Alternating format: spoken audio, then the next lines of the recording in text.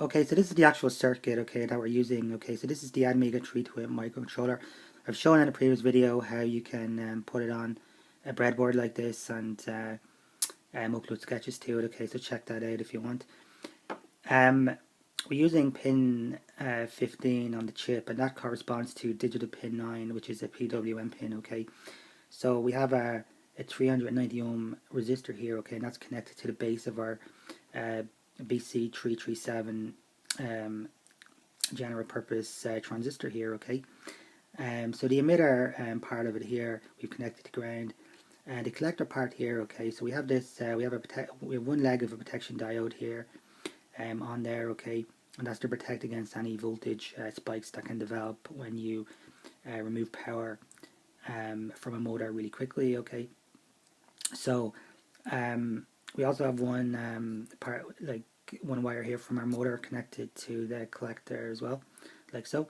So the other leg of our protection diode here is just connected to this group of pins here. Okay, and we have the other part of our motor connected to this side as well, and also we have a wire going into our 9-volt rail here. Okay, so we have two batteries that we're using. So this battery here, that's a 9-volt battery, and we're reducing it down to 5 volts here. So we want 5 volts on this rail here. Okay, so we're using this 5 volt regulator, and that's to provide power to the chip. Okay, and this 9-volt battery is to provide power for our motor here. Okay, so we have a 9-volt rail up here. Okay, the important thing that you need to know is that all the grounds are connected together. Okay, and that's pretty much it for this circuit. So if we turn it on, what we're expecting is the motor to ramp up in speed and then ramp down in speed. So I'll just go and turn it on. Okay, and you can see that it's working. Okay, so the speed ramps up and then it ramps down again. Okay, and that's it. Okay.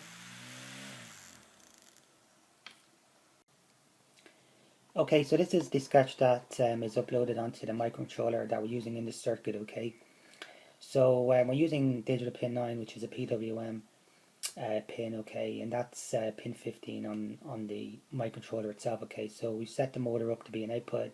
Now what we're doing is so the PWM signal. Okay, it's an 8-bit value, so it produces values from 0 up to 255. Okay, so we're trying to generate as close to an analog signal as we can get. Okay, because we want the speed of the motor to ramp up in increments. Okay, and then speed down in increments too, and that's what we've done here. Okay, so you can see here that even though we're using like a digital pin, we can, because we're trying to get that analog signal, we can just say analog write. Okay, to it. Okay, and that's all we're doing here. Okay, so so if you put in, for example, instead of a motor, if you used an LED, you would see the LED, it would fade on and then fade off again. Okay, and that's all there is to it. Okay.